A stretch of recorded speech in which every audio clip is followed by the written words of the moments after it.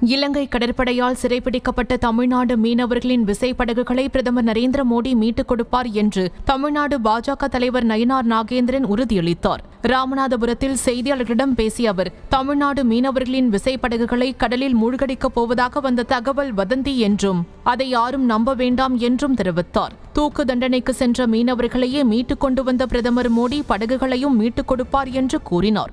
அந்த மாதிரி வதந்திகளை நம்ம யாரும் நம்ப வேண்டாம். ஆனால் காங்கிரஸ் ஆட்சி காலத்தில் இப்பொழுது நாங்கள் ஆட்சிக்கு வந்து பாரத நரேந்திர மோடி அவர்கள் ஆட்சிக்கு வந்த பிறகு இது மாதிரி தூக்கு தண்டனை போன கைதிகளோட மீட்டு கொண்டவர் தான் நமது பாரத பிரதமர் நரேந்திர மோடி அவர்கள். ஆக எல்லாரையும் மீட்டு கொண்டு வந்து போட்டுகளையும் மீட்டு கொண்டு வந்திருக்காங்க. சில போட்டுகளை மட்டும் அது நம்ம கொண்டு வர முடியல. அதனால் அதையும் மீட்டு கொடுப்பதற்கு பாரத பிரதமர் அவர்கள் முயற்சி இருக்காங்க. நிச்சயமாக அந்த நாட்டு அமைச்சர்களோடு பேசி அதுக்கு சுமூகமான ஒரு முடிவு.